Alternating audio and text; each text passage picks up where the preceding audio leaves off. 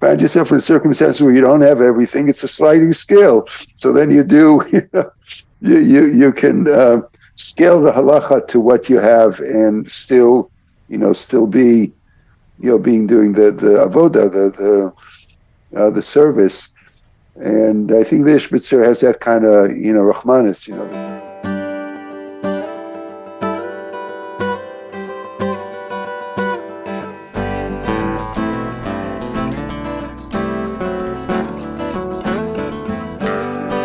If you'd like to actually go and take a look at the source sheet, even have it in front of you as you're listening to the shiur, go to our website, which is HebrewLearningCircles.org. Go to Jewish Resources, scroll down to Parsha Videos, and you'll find the source sheet right there. If you haven't subscribed yet, go ahead and do that.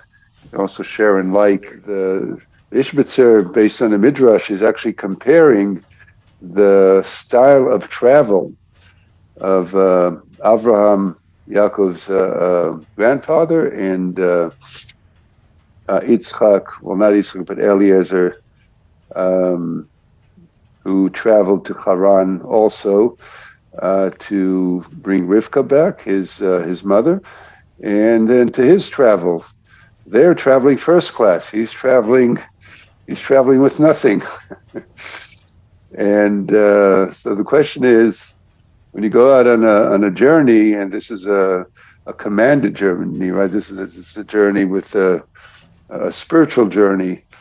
Can you? What happens to one's faith, to one's spirituality, to one's resolve, when the circumstances are not as luxurious, are not as easy and forgiving?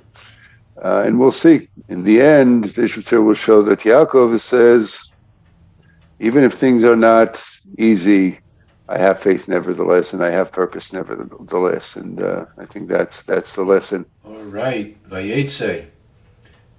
We last left our protagonists that Yaakov Avinu had been sent away by his parents, a twofold purpose. Number one, to escape the anger and wrath of his brother, and also, it shouldn't be a total loss, to find a spouse, to find a wife from their family in Haran, in Padan Aram. And then, of course, we're all familiar with the story where he meets his intended Rachel, and unfortunately, his to-be father-in-law is a bit of a scoundrel and a cheater, and he has to work for 7 years. He marries the other sister Leah, then he has to work another 7 years for Rachel, and then he has to work for another 6 years for the sheep. That's a total of 20 years he's stuck in this godforsaken place, where it says he listened to his parents, VaYetze Yaakov. He left his home in Beersheba, in the south of land of Israel, traveling north towards, I think, Turkey today. I'm not 100% sure. I think Turkey, that area. And the Parsha starts, VaYetze Yaakov mi Beersheba ve'elech Harana, as Rebbe already said. Jacob left Beersheba and set out to Haran. Right. So, Ishbitzer says, but Midrash, he brings the Midrash in Bereshit Rabbah. Shir lama'alot esa einai el ha'arim me'ain yavo Ezri. That is the psalm. This is the song of ascent. I will raise my eyes to the mountains. Where is my help going to come from? And it goes on to say, my help comes from Hashem, from God, etc. So, and the Midrash is gonna do a play on words. Esai el hahorim milfanai u'leme'avdanai. And by the way, for those of you who are looking at the source sheet, I did put the entire Midrash at the bottom of the source sheet, so it's there, for people to look. It's very interesting. He brings just a quote from it. And this says, I will raise, the play of the words is on the word harim, which means mountains. but it's very close to the word horim, which means parents, right?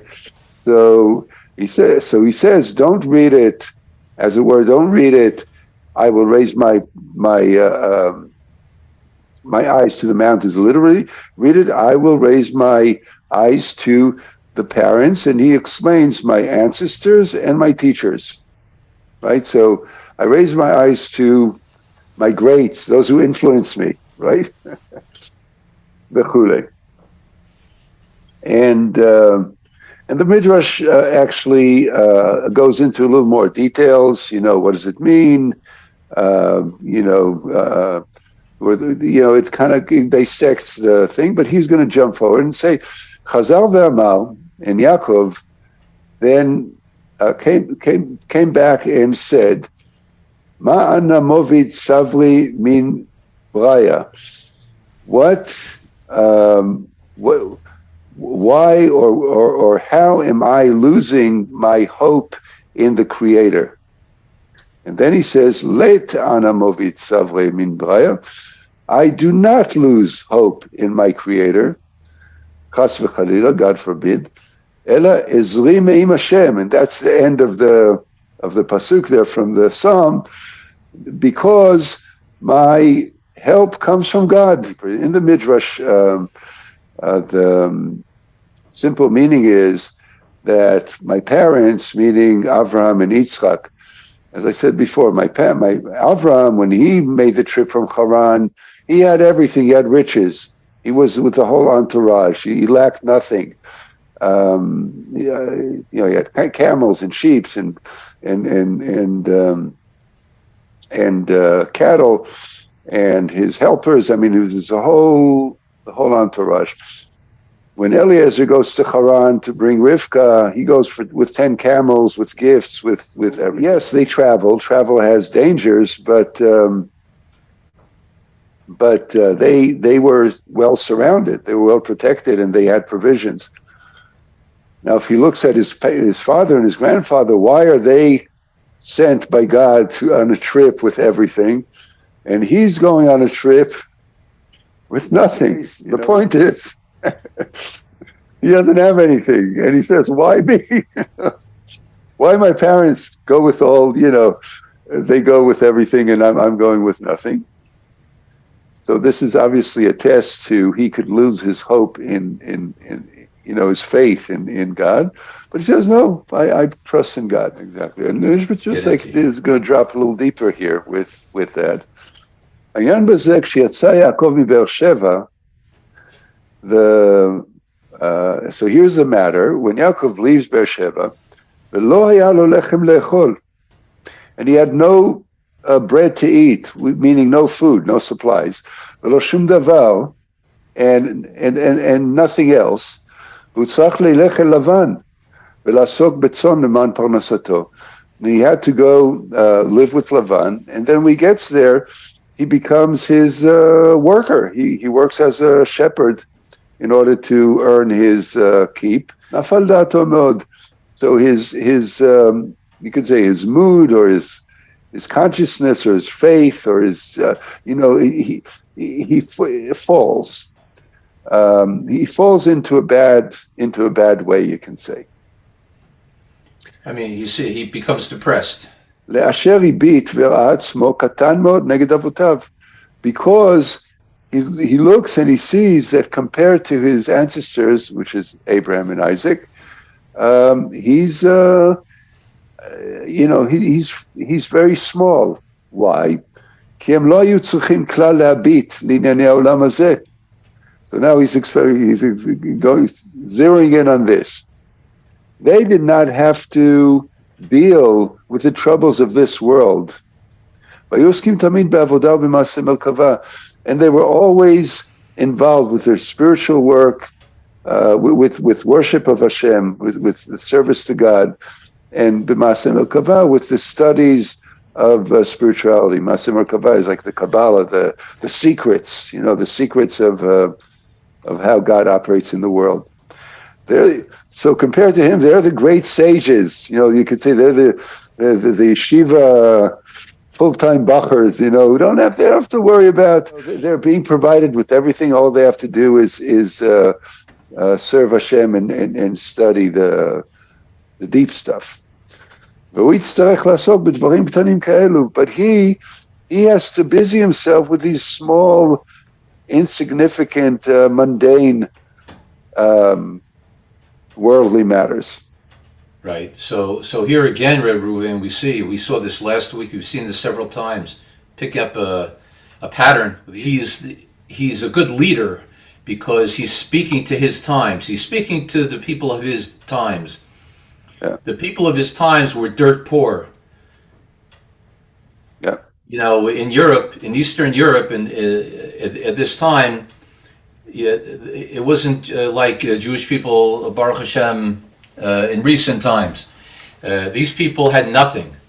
Yeah. Nothing. And many of them were not only physically starved, but they were spiritually starved. Yep. Because they had nothing, they didn't have the free time. They were busy from dawn till dusk doing manual physical labor in order to scratch out some kind of a parnasa. And they had no time to learn. They had no time to sit in shul for a shir. And this was, they were downtrodden and depressed because they wanted to serve Hashem. Not only didn't they have physical time, but they were made to feel by those who were better off than them that they were let to know that they weren't serving Hashem in the so-called traditional ways of learning, being able to spend an hour praying or whatever it is in the morning.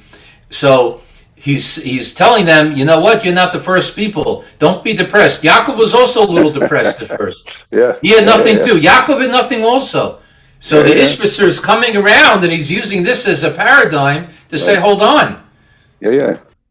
No, he's lifting them up. I mean, clearly, this is the same theme as last week. I mean, that's what I'm saying. Yeah, similar idea. Yeah, it's completely like for in the good Baal Shem Tov tradition, he's for the small person, for this Joe Schmo. So Yaakov is comparing himself. Look, I have to work hard by the sweat of my brow.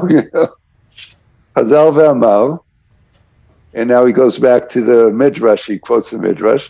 So Yaakov turns around and says, "Leit ana mobit savre min bria." Nevertheless, I do not lose my hope or my faith in the Creator. Hainu af shem hayu b'dvarim gedolim. Even though they, meaning his father and his grandfather, dealt with these lofty things, and I see myself stuck in the small things, in the mundane. It's not small, this is the mundane things compared to the holy things, right? He says, nevertheless, in this there is also divine service, because it is God who created everybody, the scholars and the simple people. And in good Hasidic fashion, like you said, it's a great equalizer. That doesn't matter if you're rich or poor or learned or simple. Everybody is equal in God's eyes, and everybody has an opportunity to serve in whatever circumstance that there is. And he's encouraging his people in that way. But I think there's also he's also hinting to, I think, a more philosophical perspective, which is also for anybody. Don't think that your service is only in the synagogue, or only in the Bet Midrash, or only when you open a book. It's like every moment of your life. You're doing anything. When you're working, when you're troubled, when you win, sure, it's easy. If you can buy the most expensive tefillin in the world and everything, you have all the paraphernalia, fine. But if you don't have the paraphernalia, your business goes down. To those of you who are struggling, I want to say, the Ishbitzer is telling you, in this struggle, there's also an opportunity to connect and to serve Hashem. You don't wait need to be in trouble to apply that. I think you I think it's if you can extend the faith you have in where you're lucky, where things are going well, and where you're provided with, into the area of your life that are a struggle. That is that is Yaakov's faith. Yeah, absolutely. And not only that, but a person shouldn't feel that they're mundane, as you were calling it, that our mundane activities are not only should not only not get us down. Oh, I wish I had this. We should understand that within that's an avodah. That can be an avodah. It reminds me of a story they tell about the Beis Yisrael, one of the Ger Rebbes, Hasidic Rebbe who the second half of his life lived in the land of Israel at the beginning of the modern state, and he became his father, the Imam Emes, passed away during the war in 1948. He was Rebbe from 1948 to 1977, and it was rebuilding, obviously, from the decimation of the Holocaust. It was rebuilding. Every morning he would take a walk. It's through the streets of Jerusalem. Coming towards him was a Jewish guy now in Poland, where they were previously. This guy was sitting in the yeshiva. He was a kollel guy. He was a married man, but he was sitting learning all day. And here in Israel, at the beginning of the modern state, you can't sit and learn. You have to build up the country. So he was a painter. He was painting houses. And he was dressed in his shmata, his painting shmata. He was a little bit disheveled. He had his a long beard and his big yarmulke, but other than that, he didn't look like a Hasidic fellow in the black dress. And he was schlepping around some cans of paint. And he looks up and he sees the rabbi walking towards him, and he got very scared. He became very, very embarrassed. And he said, "I can't be seen by the Rebbe looking like this." He runs across the street. And he tries to sort of hide his face. And he's walking and they're crossing. But you can't hide from a Rebbe, The Rebbe sees him and he crosses over the street too. And he stands face to face with him and he's shot in shock. It doesn't have to be told. He looks at him, he says, "Oh, Shalom Aleichem, Reb, Solon Suchayim, I remember you from the town of Ger in Poland. How's your family, blah, blah, blah." He makes him feel comfortable. And he said, "Never be embarrassed. Do you understand what it means that the avodah, the spiritual service of painting a house in the land of Israel? Do you know what you're doing?" It's also interesting that Yaakov is, just to extend this point a little further, he is like this guy and this chassid. Yaakov is he's diminished in his own eyes. He's comparing himself to his father and his grandfather. And often we do that to ourselves, right? Somebody else from outside, we don't look at Yaakov. Really, Yaakov is the great, one of the Avot, the great sage, right? A holy man. But he sees himself as lesser because his circumstance is lesser, right? I think that's a lesson. Often we get caught up in judging ourselves in that way. Yeah. So this is powerful and beautiful. Reb Zalman used to say, because he was a little bit of an innovator with in the realm of halacha, and when people would ask him about that, so he'd say, well, he says, what I'm promoting is what he called a sliding scaled halacha. A sliding scale halacha means depends on your circumstance. That's how you will find yourself. If you have everything and you can do the maximum, so you're bound by the maximum halacha.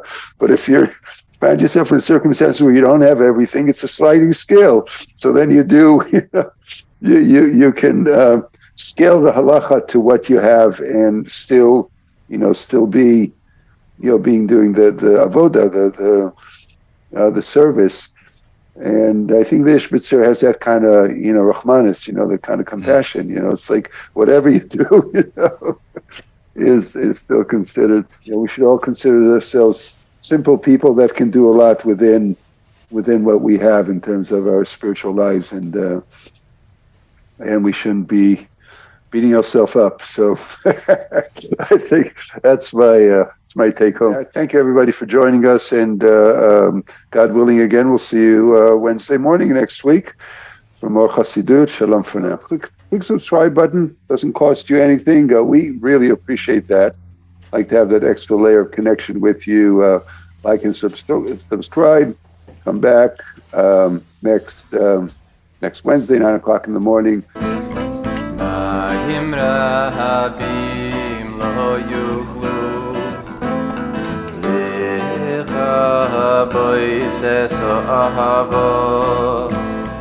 Mayim Rabbi